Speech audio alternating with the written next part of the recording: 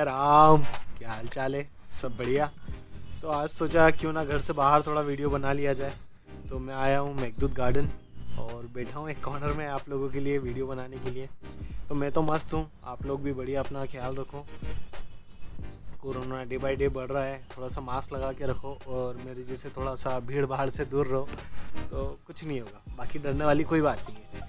तो लास्ट वाले वीडियो में मैंने बताया था जो राकेश बछाड़ है, उसका सरनेम राकेश बछाड़ नहीं था, राकेश सरकार था। और राकेश सरकार से राकेश बछाड़ में कैसे बना, इसकी स्टोरी आपको इस आई बटन में मिल जाएगी। यहाँ पर उस पर क्लिक करोगे तो आपको पता चल जाएगा।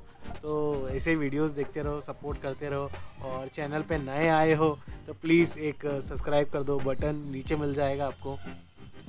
तो आज के वीडियो में मैं बताऊँगा कि फर्स्ट मतलब पहली क्लास से लेके यूट्यूब तक की जर्नी टुकड़ों टुकड़ों में बताऊंगा। मेरी स्कूल लाइफ, मेरी कॉलेज लाइफ, मैंने कौन कौन सी जॉब की है, ये सारी चीज़ें। तो वीडियो में बने रहो। चलो शुरू करते हैं।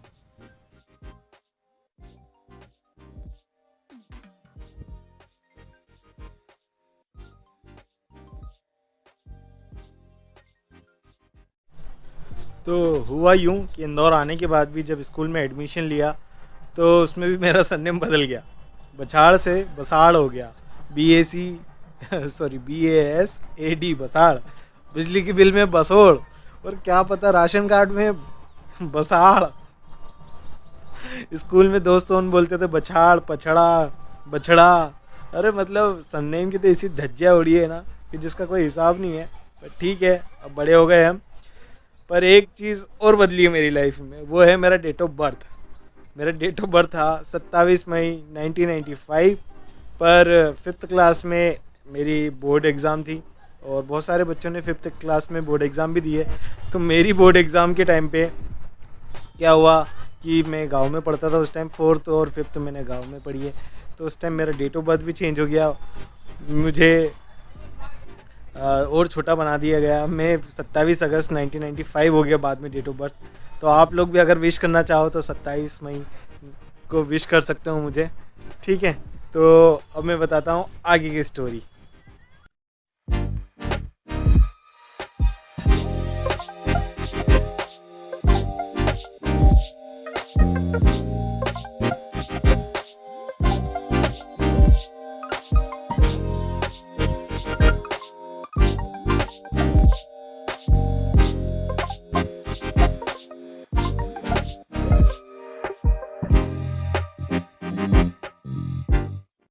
तो भैया हमने तो नर्सरी वर्सरी पढ़ी नहीं, हम तो डायरेक्ट आंगनवाड़ी से आ गए फर्स्ट क्लास में।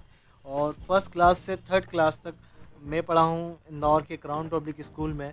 और बहुत सारे लोग मेरे जो है व्यूवर्स, मेरे उस टाइम के स्कूल फ्रेंड्स भी हैं। तो भाई लोग, वीडियो कैसी लग रही हो, अच्छी लग रही हो तो एक लाइक कर दो। थर्ड क्लास के बाद मेरी लाइफ में एक थोड़ा सा सीरियस टर्न आया और फोर्थ और फिफ्थ क्लास के लिए मुझे गांव जाना पड़ा। उसकी स्टोरी अगर आपको जानना है तो मेरी नावल पढ़ना पड़ेगी, जो कुछ ही महीनों बाद जब पब्लिश होगी तो ज़रूर पढ़ना। तो एक बहुत इंटरेस्टिंग स्टोरी है उसकी। फिर फिफ्थ से के बाद मैं वापस इंदौर आ गया। सिक्स क्लास से लेके टेंथ क्लास तक मैं NM मेमोरियल स्कूल में पढ़ा, जो कि मेरे घर के पास में ही था। अब टेंथ के बाद, टेंथ हम सेकेंड डिवीज़न से पास हुए तो पढ़ाई लिखाई में उतने एक्सपर्ट थे नहीं हम, बस यही समझ लो एवरेज स्टूडेंट। बट हाँ, क्लास में हम लास्ट बेंच पे नहीं बैठे हैं, हम हमेशा बैठे हैं फर्स्ट या सेकंड बेंच पे। इस चीज़ को लेके हमने कॉम्प्रोमाइज़ नहीं करा कभी। क्योंकि क्या होता है कि फर्स्ट और सेकंड बेंच पे साइड वाली जो पट्टी है ना, वहाँ लड़कियाँ भी अच्छी बैठती थी। इसलिए हम लास्ट में कभी नहीं बैठे। उसके बाद 11th आई। अब सेकेंड डिवीज़न आया था तो हमारी जो प्रिंसिपल मैम थी, उन्होंने मना कर दिया था कि मुझे मैथ्स नहीं मिलेगा, क्योंकि उसके मैथ्स लेने के लिए आपको फर्स्ट डिवीज़न आना ज़रूरी है। अब ऐसा पता नहीं उस टाइम लिखा हुआ था, आजकल तो मिल जाता है शायद। अब मुझे तो कॉमर्स पढ़ना था क्योंकि मेरे सारे दोस्त कॉमर्स में थे। पर मेरे पापा चाहते थे कि मैं मैथ्स लूँ, क्योंकि मैथ्स में आगे जाके काफ़ी अच्छे अच्छे स्कोप्स हैं। और मेरे भैया, बड़े पापा के लड़के जो काम करते हैं वो अच्छा काम करते हैं, काफ़ी आउट ऑफ इंडिया दुबई में भी काम कर चुके हैं। तो मेरे पापा चाहते थे मैं भी उनकी फील्ड में जाऊँ, तो मैथ्स लेना ज़रूरी था। पर मैथ्स मिल गया हमें। रिक्वेस्ट करने के बाद मैथ्स तो मिल गया, पर 1 मंथ के अंदर ही हमने हमारी एक टीचर से झगड़ा कर लिया, और झगड़ा कुछ ऐसा हुआ कि फिर ईगो वाली पे बात आ गई, या तो टीचर रहेगी या तो मैं रहूँगा। और फिर लास्ट में मैंने स्कूल छोड़ दिया। फिर मैंने दूसरे स्कूल में एडमिशन लेने की कोशिश करी, पर टाइम काफ़ी ज़्यादा हो गया था, अगस्त का एंडिंग चल रहा था, तो एडमिशन नहीं हो पाया। और जहाँ पे भी एडमिशन हो रहा था वो मैथ्स देने के लिए तैयार नहीं थे, तो 11th मैंने गैप करी। उस गैप की ड्यूरेशन 1 साल में मैंने एक कैफ़े में भी जॉब की। अब ये समझ लो चाय देने का ही काम कर लिया, चाय वाले हम भी रह चुके हैं।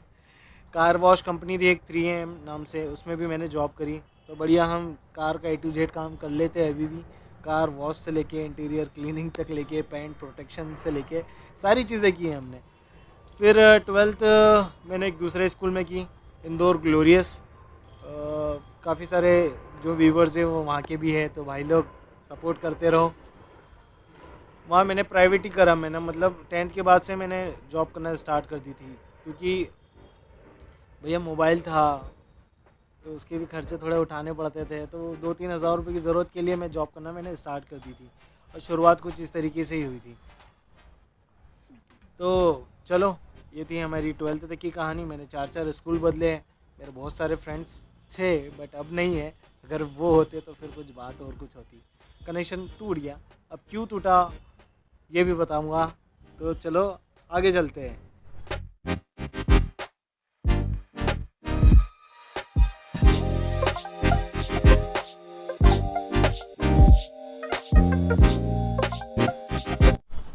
तो जॉब लाइफ की बात करें अगर, तो जॉब तो मैंने इतनी सारी की है कि मेरी एज से ज़्यादा हो गई है। पर जो मेन है वो बता देता हूँ। तो 12th के बाद क्या हुआ कि मैथ्स तो ले लिया था हमने। मैं 12th में भी 2nd डिवीज़न आया। पर ठीक है, जॉब लग गई थी, हमारी जॉब लग गई थी मेरे भैया की कंपनी में, जो कि नागपुर में थी। मैं नागपुर गया फिर, और वहाँ जाके क्या काम करना पड़ता था मुझे लोहे का एक्सरे करना पड़ता था। अब लोहे का एक्सरे करने के लिए जो मशीन होती थी वो उसकी आती थी रेडियम, जिससे एक्सरे होता है। एक्सरे किरण जो परमाणु न्यूक्लियर बम की एक्सरे किरण से उसका एक्सरे होता था। तो उसके काफ़ी सारे साइड इफ़ेक्ट थे, और साइड इफ़ेक्ट मुझे भी हुआ, और मैं वो वहाँ से भाग के आ गया इंदौर। फिर क्या करना था भैया, अब जॉब तो मिल नहीं रही थी। हम थे 12th पास, हमने कोई स्पेशल कोर्स कर नहीं रखा था। तो फिर क्या हुआ कि एक कंसल्टेंसी को मैंने 2,000 रुपये दिए हैं। वो भाई साहब ने हमको एक कॉल सेंटर में लगाया। कॉल सेंटर में ज़्यादा नहीं 3 महीने तक काम कर पाया। मेरी सैलरी कुछ 8,000 के आसपास थी। उस समय एक अच्छी चीज़ थी, 13-14 के आसपास, 2013-14 में। पर 3 महीने में मैं कुछ ज़्यादा कुछ अच्छी खास परफॉर्मेंस दे नहीं पाया, तो फिर वहाँ से भी निकाल दिया। उसके बाद उसी कंसल्टेंसी ने मेरे को एक और फर्जी कॉल सेंटर में लगाया। फर्जी कॉल सेंटर का नाम नहीं है, वो वाकई में फ़र्ज़ी था। वहाँ शुगर की जो फेक दवाई है, ब्लड प्रेशर और इन सब की दवाइयाँ मुझे सेल करनी होती थी ऑन कॉल। और एक होता है ना यार, मन से जो चीज़ नहीं हो पाई, मैं नहीं कर पाया वो फर्जी काम, तो वहाँ से भी मुझे निकाल दिया। उसके बाद मैंने 1-2 जगह डाटा एंट्री का भी काम किया। तो 1-2 जगह तो मैंने 1-1 महीने किया। एक अच्छी जगह कर रहा था, पर वहाँ का प्रोजेक्ट ही फेल हो गया, तो वहाँ पे भी काम नहीं बन पाया, वहाँ से भी निकाल दिया गया। उसके बाद क्या करूँ, तो फिर मैं मेरे एक पड़ोस के भैया हैं, उनसे बोला कि कहीं जॉब लगवा दो। तो उन्होंने होंडाई कार सर्विस सेंटर पे मुझे सर्विसिंग का काम सीखने के लिए बोला कि आने वाले टाइम पे कार सबके पास होगी, तो तुम ये काम सीख लो, फ्यूचर अच्छा होगा। तो 3,000 रुपये में मात्र वहाँ मैंने काम स्टार्ट करा। पर एक बुरी आदत थी, उस टाइम मेरे पास मोबाइल था और फेसबुक अकाउंट तो मेरे पास 2012 के आसपास से है। तो बस दिन भर मोबाइल पे लगे रहो। तो बस इसी गंदी आदत के चक्कर में वहाँ से भी निकाल दिया गया। फिर क्या करूँ, फिर मुझे आई बस नई स्टार्ट हुई थी इंदौर में। तो आई बस के हाउस कीपिंग सुपरवाइज़र बन गया। तो उसमें फिर मेरे को आई बस के स्टॉप ऑन, आई बस का जो रूट है पूरा, वो ये सब साफ़ सफाई करवाने का काम था। और मेरे अंडर में 30-40 लोग भी थे उस टाइम, पर मैं बच्चा था तो मैं मैनेज नहीं कर पाता था उनको, और ये चीज़ें फिर नहीं हो पाई, वहाँ से भी निकाल दिया गया। फिर क्या करूँ, 2014 के आसपास मेरा एक फ्रेंड जो कि C21 में एक ब्रांड में जॉब करता था, मैंने उससे बोला कि यार मेरी भी जॉब लगवा दे। तो एक फ्रेंचाइजी स्टोर बैनटन में मेरी जॉब लगी और उसके बाद से सारी चीज़ें ठीक ठाक हुई लाइफ में। 2014 से लेके 2015 तक 16 तक मैंने वहीं C21 में जॉब किया। 16 के बाद से मैं शॉपर स्टॉप में जॉब की, मैंने बैनटन में की, पर वहाँ कंपनी पे रोल पे था मैं। उसके बाद मैं TI मॉल आया। TI में मैंने एंड और ग्लोबल देसी नाम से गर्ल्स की ब्रांड है, उसमें जॉब करी। फिर 2017 में मैंने फिर स्विच किया और मैं चले गया H&M नाम से एक इंडिया वर्ल्ड का सेकेंड लार्जेस्ट जो ब्रांड है, उसमें स्विच कर दिया और अभी भी मैं उसी में हूँ। और अच्छी सैलरी है, हफ्ते में 2 वीक ऑफ मिल जाते हैं तो मैं वीडियोस बना लेता हूँ। वर्क लाइफ बैलेंस काफ़ी अच्छा चल रहा है मेरा, बाकी सारी चीज़ें भी अच्छी हैं। बस ये थी मेरी थोड़ी सी जॉब लाइफ। अगर इससे थोड़ा सा और अगर आप सुनना चाहते हो तो बने रहो वीडियो में। यहाँ तक देखने के लिए थैंक यू। आगे मैं बताता हूँ मेरी कॉलेज लाइफ के बारे में।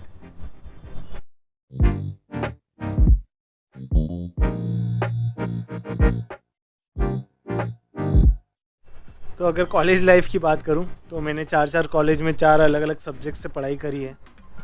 तो फर्स्ट जो कॉलेज था उसमें मैंने BCA में एडमिशन लिया था। 12th के बाद जब मैं नागपुर गया और नागपुर से वापस आ गया तो मैंने सोचा क्यों ना ग्रेजुएशन कर लूँ यार, आगे लाइफ में अगर कुछ करना है तो ग्रेजुएशन के तौर पे मैंने फ़र्स्ट BCA से स्टार्ट करी। तो BCA मैंने इसलिए लिया था क्योंकि इंदौर में TCS और इन्फोसिस आने वाले थे, तो मैंने सोचा था इन फ्यूचर IT सेक्टर में अच्छे स्कोप्स आएंगे, तो मैंने BCA में एडमिशन लिया। उसकी फ़ीस थी 32,000 रुपये, तो मैंने सोचा था मैं भी भर दूंगा और घर वाले थोड़ा सपोर्ट कर देंगे, पर वो चीज़ नहीं हो पाई। कंडीशन थोड़ी ख़राब होने के कारण मैं फ़र्स्ट सेमेस्टर की फ़ीस नहीं भर पाया और BCA मुझे छोड़ना पड़ा। फिर क्या हुआ कि फिर मैंने 1-2 साल पढ़ाई नहीं करी, जॉब वगैरह करने लग गया। फिर मेरा मन हुआ कि यार फिर से पढ़ लिया जाए, तो मैंने एडमिशन ले लिया BBA में। BBA में एडमिशन लिया था 2014 के आसपास और BBA इंग्लिश मीडियम में था और हम ठहरे हिंदी मीडियम के स्टूडेंट, वो भी सेकंड डिवीज़न पास होने वाले। तो 2 सेमेस्टर देने के बाद थर्ड सेमेस्टर में फ़ेल हो गया और फिर पढ़ने की इच्छा ख़त्म हो गई। फिर क्या करूँ तो फिर क्या करें, तो मैंने ले लिया BA में एडमिशन, वो भी प्राइवेट और हिंदी मीडियम से। बट क्या हुआ, उसकी एग्ज़ाम के टाइम पे मेरी सिस्टर की शादी हो गई और फर्स्ट सेमेस्टर की एग्ज़ाम ही नहीं दी मैंने और AT-KT की भी एग्ज़ाम नहीं दी, क्योंकि पढ़ाई में अब डे बाय डे इंटरेस्ट ख़त्म होता गया। अभी लॉकडाउन से पहले की बात करें तो मैंने BSc योगा स्टार्ट किया है। थोड़ा सा फिटनेस को लेके इच्छा जागी थी कि अच्छा करूं, और योगा का स्कोप भी इन फ्यूचर बहुत काफ़ी अच्छा है।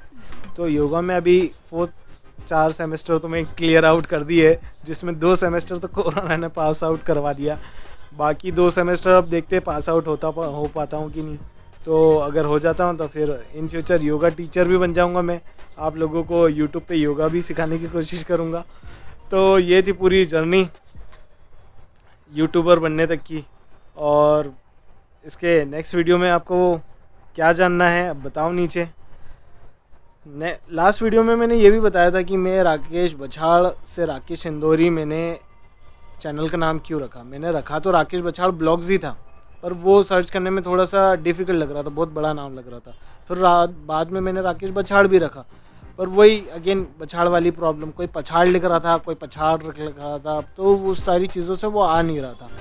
फिर क्यों सोचा, मैंने मुंबई का निखिल और बड़े बड़े यूट्यूबर्स देखे, तो मैंने सोचा क्यों ना मैं भी मेरा नाम इस तरीके से मेरे शहर के साथ जोड़ के रखूं, क्योंकि अब छोटे से लेके बड़ा यहीं हुआ हूँ। एक इंदौर शहर के साथ एक अलग सा अटैचमेंट है मेरा, तो मैंने मेरे नाम के साथ ये राकेश इंदौरी जोड़ दिया और अब इजी टू सर्च होता है।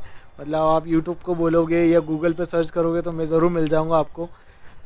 बस ये थी पूरी कहानी।